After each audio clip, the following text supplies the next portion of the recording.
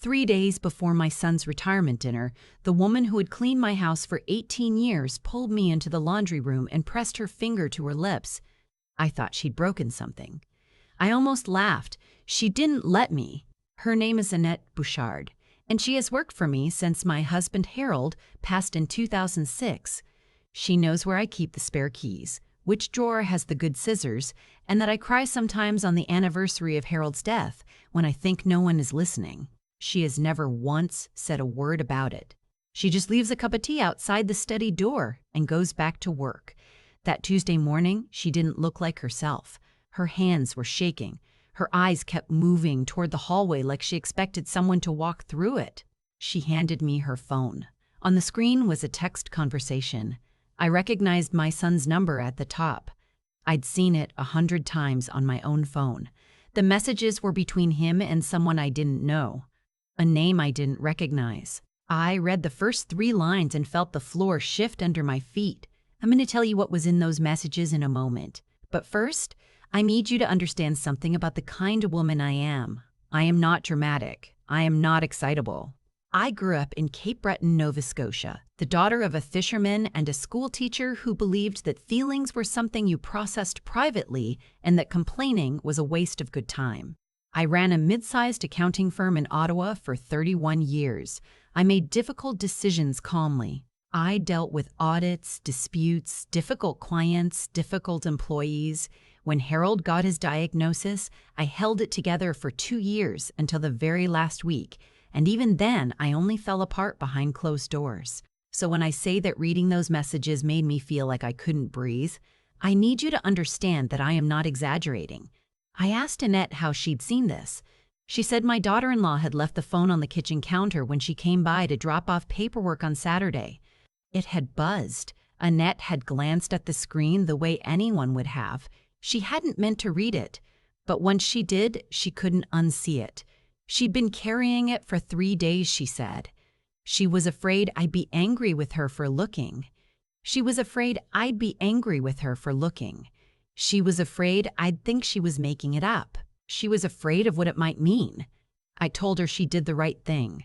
Then I asked her to leave me alone for a few minutes, and I sat down on the edge of the washing machine and read the entire conversation. I want to tell you about my son first because none of this makes sense without understanding who he is, or who I thought he was. His name is Warren. Not from the list. I promise you I've chosen a name that fits this family. No, let me try again. My son's name is Elliot. No? My son. I'll just call him my son throughout because in this story, who he is matters more than what he's called. He's 52 years old. He worked for Hartwell & Associates in Ottawa for 24 years, a mid-sized commercial real estate firm where he eventually became a senior partner. Harold and I were proud of him. We were proud of the way he built himself. He didn't coast on our name or our connections. He worked for it. He married 12 years ago.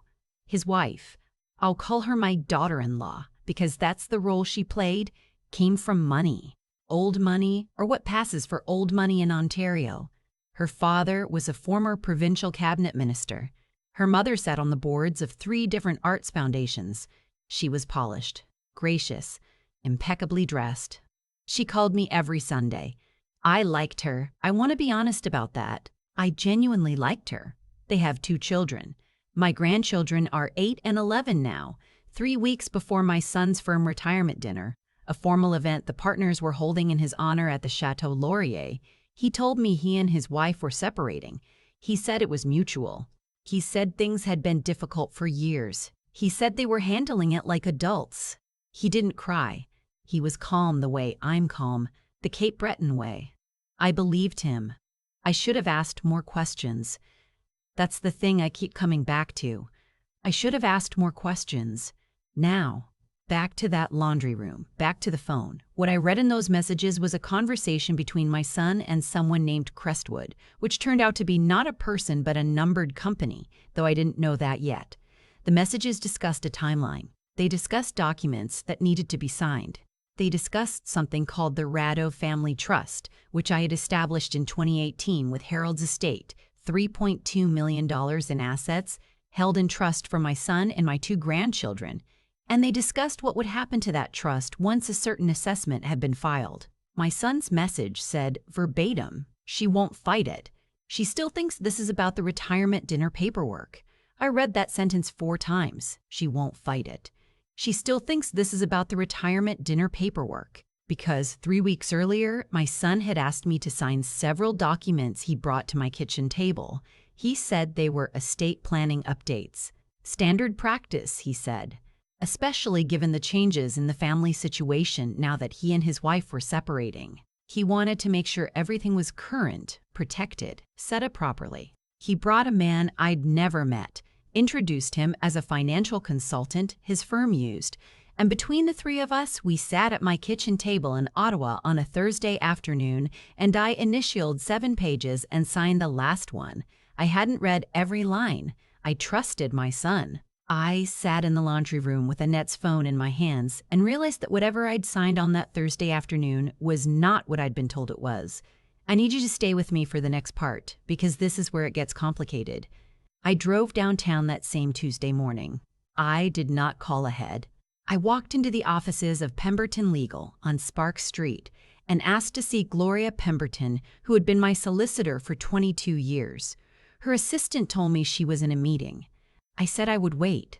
I sat in the reception chair with my coat on and my handbag in my lap, and I waited 40 minutes until Gloria came out of the boardroom and found me. She took one look at my face and said, "Come in." I told her everything. The laundry room, Annette, the phone, the messages, the documents I'd signed. She listened without interrupting, which is one of the things I've always valued about her. When I finished, she asked me 2 questions. 1, did I have copies of the documents I'd signed? No, my son had taken them. 2, did I remember the name of the financial consultant who had sat at my kitchen table? The name on his card was Miles Whitford. I kept the card in my coat pocket. I pulled it out. Gloria looked at it for a moment. Then she turned to her computer. What she found in the next 6 minutes changed everything I thought I understood about the previous 3 weeks of my life. Miles Whitford was not a financial consultant. He was a licensed notary with a secondary registration in Quebec, and he had been disciplined twice by his regulatory body, once in 2019 for improper witnessing of signatures, and once in 2021 for a conflict of interest violation involving a client's estate. He was not affiliated with my son's firm. He was, according to a provincial database Gloria knew how to access, a director of a numbered company registered in Alberta. The company was incorporated in 2023.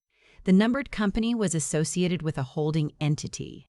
The holding entity's registered address was the same as my daughter-in-law's father's-law office in Kingston. Gloria looked at me over her computer screen.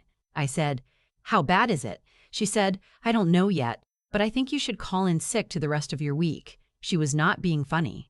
She was being accurate. I am going to tell you what they found over the next 36 hours, because it needs to be said clearly, without softening. Gloria brought in a forensic accountant she'd worked with before, a woman named Dr. Tom Tran, who had spent 15 years at the CRA before going private. Dr. Tran did not waste time. She had the full picture by Wednesday evening. What I had signed at my kitchen table was not an estate planning update. It was a consent to a restructuring of the Ratto Family Trust that would have transferred discretionary control of all investment decisions to my son, with no requirement for my approval, retroactive to the date of signing. There was a clause on page 5, half a page of dense language that I had not paused to decode, that gave my son sole authority to liquidate trust assets and redirect proceeds to a designated investment vehicle. The designated investment vehicle was the Alberta Numbered Company, $3.2 million. My grandchildren's inheritance, Harold's life's work, the money we'd saved for 40 years through recessions and lean years and the long, careful discipline of 2 people who believed in doing things right, gone in 7 initialed pages on a Thursday afternoon. Except I hadn't known, and now I did. There was more. Dr. Tran pulled my son's financial records, which she could access legally, and found a pattern. Starting in 2021, he had been transferring money from his personal accounts in irregular amounts, not large enough to trigger automatic reporting thresholds, but consistent, methodical. She cross-referenced the timeline with property registration records in Ontario and found 2 investment properties purchased in 2022 under his wife's maiden name, not her married name, her maiden name, and held through a numbered company my son had no official connection to. But the Alberta company did. They were connected. My son was moving money, and the retirement dinner, the event 3 days away, was the last piece. Because on Friday night, at the Chateau Laurier, there was to be a partners' dinner with his firm's senior management and several major clients. He had asked me, as a centerpiece of the evening, to stand up and say a few words about Harold's legacy and the values we'd built our family on. He wanted me on that stage talking about integrity. 3 days after I was meant to sign the documents that would have emptied the trust. I sat in Gloria's boardroom at 9 o'clock on Wednesday night, and I looked at the evidence spread across the table, and I felt 2 things at once. The cold, clear, very particular anger of a woman who has been underestimated, and the grief of a mother who is losing something she cannot name. Not money, not even trust, something older than that. I told Gloria what I was going to do. She told me I was either very brave or completely out of my mind. I said, in my family, those were always the same thing. I want to tell you about the retirement dinner, but first I have to tell you about Thursday. Thursday morning I had coffee with my daughter-in-law. I know, you think I'm going to tell you she was cold to me, distant, guilty. She wasn't. She sat across from me at the bridgehead on Bank Street, our usual place, the one with the table by the window, and she was exactly as she'd always been. She asked about my knee. She said the grandchildren had been asking about visiting at Christmas. She touched my hand when I mentioned Harold. I watched her face the entire time. There was something in her eyes when she looked at me. Not guilt exactly, more like relief. The relief of someone who believes the hard part is already done. She thought I'd already signed everything. She thought it was over. I said nothing. I smiled. I ordered another coffee. I asked about her parents. We talked for 45 minutes and I gave absolutely nothing away. And when we hugged goodbye on the sidewalk outside and she said, "See you Friday," I held on for 1 second longer than usual. Because part of me, the part that is a mother first and a strategist second, still needed to understand. She is the mother of my grandchildren. Whatever she had done, whatever she was part of, she is the woman who held my grandson's hand when he broke his arm at 7 years old and sat in the emergency room at Cieto until 4 in the morning. That is also true. Both things are true. Both things are true. I thought about that a lot during the drive home. Thursday afternoon, I met with 2 people. First, a retired RCMP financial crimes investigator named Mr. Okafor Gloria's contact, not mine, who reviewed Dr. Tran's findings and confirmed that what had been done constituted fraud. The consent restructuring was invalid on 3 grounds: improper disclosure, conflict of interest on the part of the notary, and a provision in my original trust deed that required independent legal counsel before any restructuring could be executed. I had not been given independent counsel. My son knew that clause existed. He'd been at the meeting when we set the trust up. He knew. Second, I met with the managing partner of my son's firm. His name is Gerald. He has known me for 20 years. He came to Harold's funeral. He sends me a Christmas card every year. I did not tell him everything. I told him enough. I told him there were financial irregularities that would likely come to light soon, and that I wanted him to be prepared, not blindsided. He sat very still while I spoke. When I finished, he asked me one question. He said, "Does he know you know?" I said, "Not yet." He nodded. He said he would need to take certain steps within the firm. I told him that was his decision to make and that I understood. We shook hands. He walked me to the elevator. In the elevator, alone, going down, I pressed my palm flat against the wall and breathed. Friday evening, the Chateau Laurier. Gold tablecloths. Crystal. 220 guests. Partners, clients, city councilors, old friends of Harold's, people who had watched my son build his career for 2 decades. The kind of room where reputations are made and unmade, and where everyone is always, always watching. I wore the gray dress Harold had always loved. the one I'd worn to his firm's anniversary dinner in 2004, the last time we were both well and happy and didn't know what was coming. I got there early. My son was already there when I arrived, standing near the bar with two junior partners, laughing at something. He saw me come in and his face opened into the smile I'd known since he was 3 years old. He crossed the room and hugged me. He said, "You look wonderful, Mom." I said, "So do you." I meant it. That's the thing that still breaks me a little when I think about it. He did look wonderful. He looked like the man I'd raised, the one who used to sit on the dock at the cottage in Calabogie and read paperbacks and argue with Harold about hockey and bring me wildflowers he'd picked along the road, even when he was 35 years old and thought no one was looking. That person is also real. I held on to that through dinner. My daughter-in-law arrived at 7:15 in a blue dress and found me at the head table. She squeezed my shoulder and sat down beside me. We talked about the centerpieces. We talked about the grandchildren's Halloween costumes. She was gracious and warm, and I sat there thinking about her sitting in that bridgehead 2 days ago, touching my hand. The dinner was 4 courses. The speeches started at 9. Gerald spoke first. He was measured. He talked about my son's contributions to the firm, his 24 years of service, his integrity. He used that word twice, integrity, and paused very briefly after the second time. No one noticed. I did. Then the managing partner from the Montreal office spoke. Then 2 clients.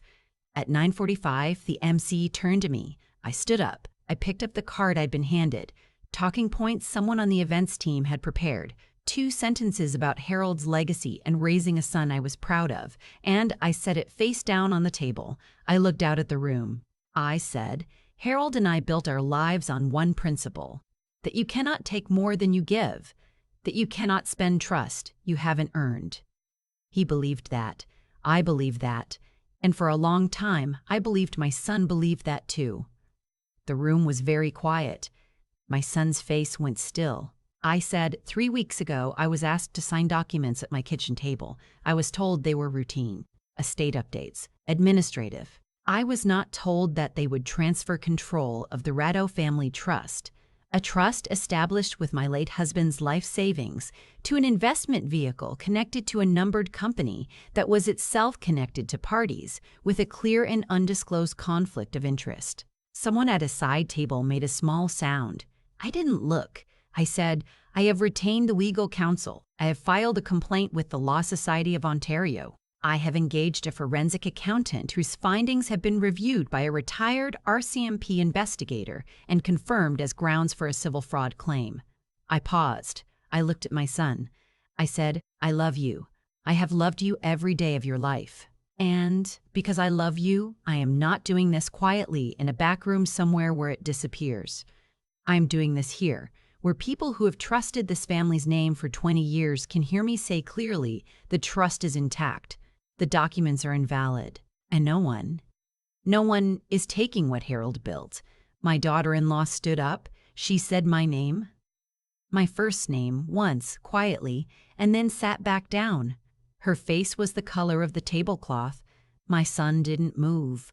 He sat very still with his hands flat on the table, and he looked at me and I looked at him, and somewhere in that room of 220 people, the only thing that existed was the two of us and 30 years of mornings and arguments and love and whatever this was that we'd come to. Gerald stood. He said in a voice that carried clearly to every corner of the room that the firm would be conducting an internal review effective immediately, that my son's partnership was suspended pending that review, and that any clients with questions were welcome to contact the managing partner's office directly. My son stood then. He said, "Mom." I said, "Not tonight." He sat back down. At 10:15, 2 city police officers who had been positioned in the co-check area, arranged by Gloria through a contact at the Ottawa Police Service, approached the table. They were plainclothes.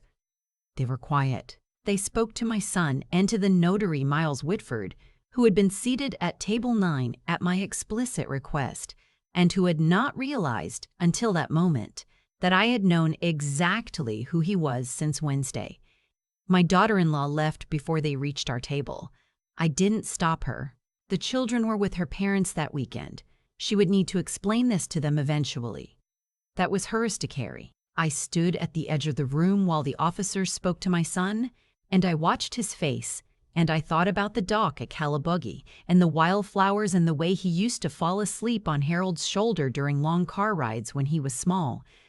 I didn't cry then. I didn't cry until I got home. I sat in Harold's chair in the study with all the lights off, and I let myself do it properly, the way I've always grieved, alone, in the dark, without witnesses. Then I got up, made a cup of tea, and started making notes for the morning. If you're still with me here, I want you to know something. I don't tell this story because I am proud of that night. I tell it because I think silence is a kind of permission, and I have given too much permission already, and I will not give any more. The months that followed were not tidy. My son was formally charged in November with breach of fiduciary duty, fraud, and conspiracy. The charges involving the notary Miles Whitford moved more quickly. He entered a guilty plea in January. My son's trial is scheduled for next spring. He has retained counsel and is cooperating with certain aspects of the investigation. My daughter-in-law was not charged. The investigators determined that her involvement was limited to providing access to certain documents and that she had not been a principal in the planning. I don't know if I believe that entirely, but it is what the evidence showed, and I have learned in the last few years that what the evidence shows and what I believe can sometimes be two different things, and that I do not always get to choose which one governs. She moved back to Kingston with the children. She sends me photos sometimes, birthday parties, school concerts, my grandson's hockey game in February. I look at everyone. I respond to everyone. My grandchildren are not responsible for what their parents did or didn't do. The Rideau family trust is intact. Gloria filed to have the consent restructuring declared void, which the court granted in September. Dr. Tran's report was submitted as evidence. The documents I signed at my kitchen table were rendered legally null. $3.2 million. Harold's 40 years of careful living stayed exactly where he meant it to stay. My son called me on a Tuesday in October. It was the first time we'd spoken since the night at the Chateau Laurier, 4.5 months. I picked up on the second ring. I don't know why. Maybe because I always have. He didn't say much. He said he was sorry. He said he knew that didn't cover it. He said he'd been talking to someone, a counselor, and that he was trying to understand what he'd done and why. He said he thought about Harold a lot. I said, so do I. He said, was there anything I could have said? Before all of this? Was there a version of this where I came to you? I thought about that for a long time. I said, yes. There was always that version. I would have listened. I would have helped you. He didn't say anything for a moment. Then he said, I didn't think you would. That sentence has stayed with me more than almost anything else from that entire year, because I think he might have believed it. And I think he might have been right to believe it, not because it was true, but because I had never made it fully clear that it was false.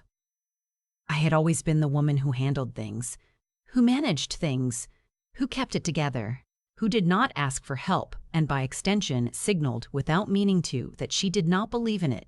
Harold was the one who let people in. I was the one who held the structure up. That was not a fair division. I spent a lot of time sitting under the maple in the backyard that fall, thinking about what it means to build a life for your children rather than with them.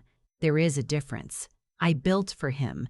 I did not always build with him. And the space between those two things, that gap, that distance, was where whatever went wrong first went wrong. I'm not excusing what he did. I want to be very clear about that. What he planned was a betrayal, and a calculated one, and the people who helped him are facing consequences for it. But I am 63 years old, and I have learned that the full truth of a thing is almost never just one person's fault, and that honesty requires looking at your own contribution even when it hurts. Annette still works for me. She comes on Tuesdays and Fridays, same as always. Last month, she brought me a loaf of tourtière from her mother's recipe because I'd mentioned years ago that Harold used to love it at Christmas. She put it on the counter without saying anything, the way she always does.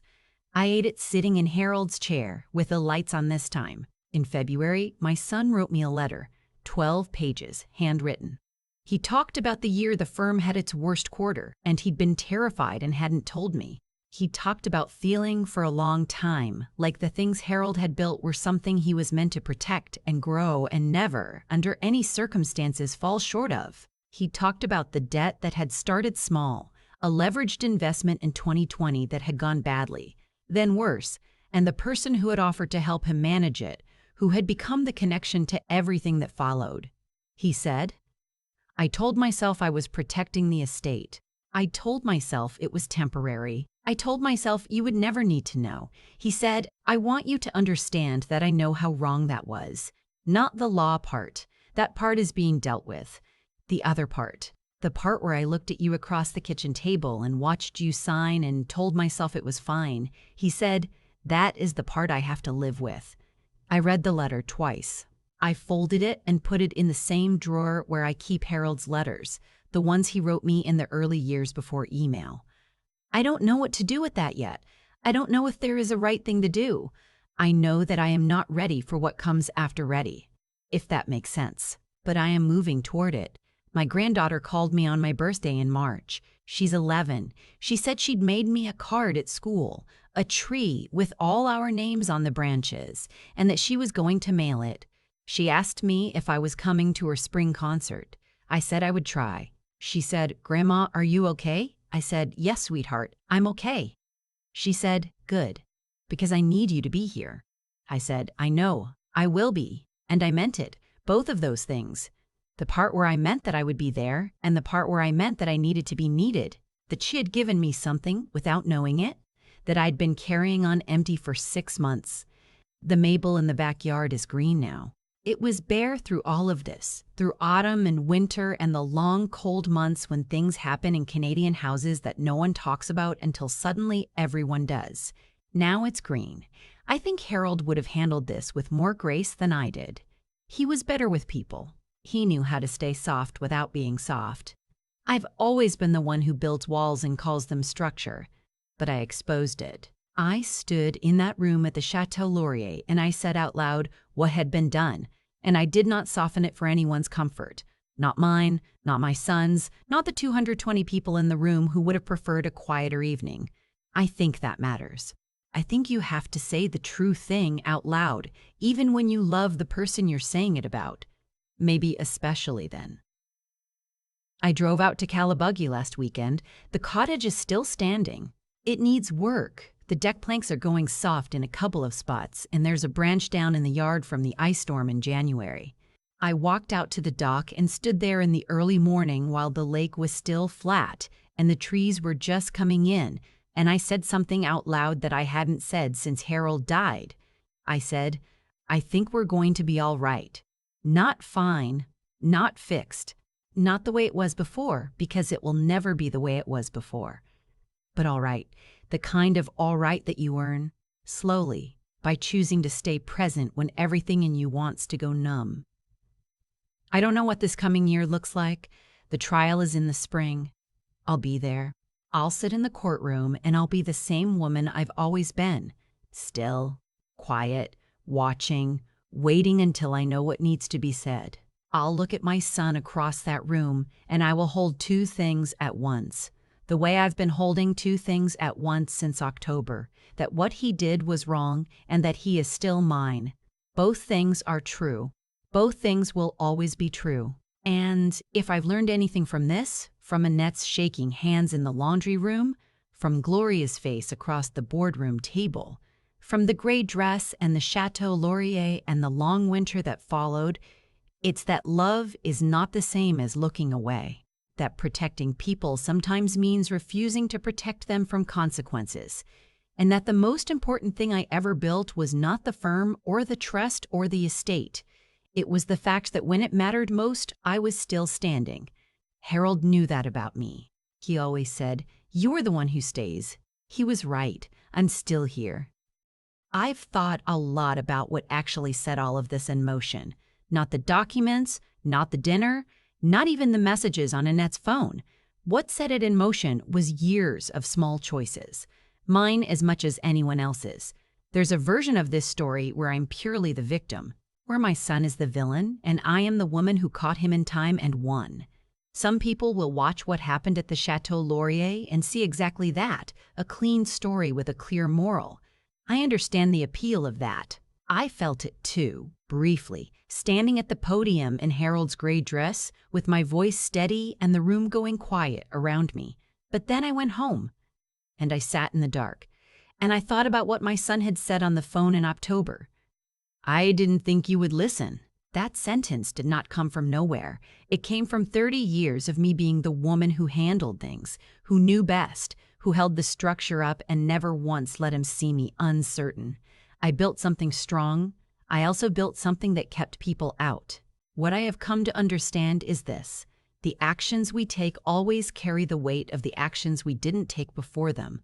My son made choices that were wrong, fully, plainly, legally wrong, and he will face the consequences of those choices. That is what accountability looks like when it is functioning the way it should. But consequences are not the same as causes, and causes are worth understanding, not to excuse anything, but because understanding them is the only thing that changes what comes next. The morning Annette handed me that phone, she was shaking. She had carried what she knew for 3 days because she was afraid of being wrong, afraid of being dismissed, afraid of what it might cost her to speak. She is not a dramatic person. She does not look for trouble. She chose to tell me anyway because she decided that what was right mattered more than what was comfortable. That is what I mean when I talk about character.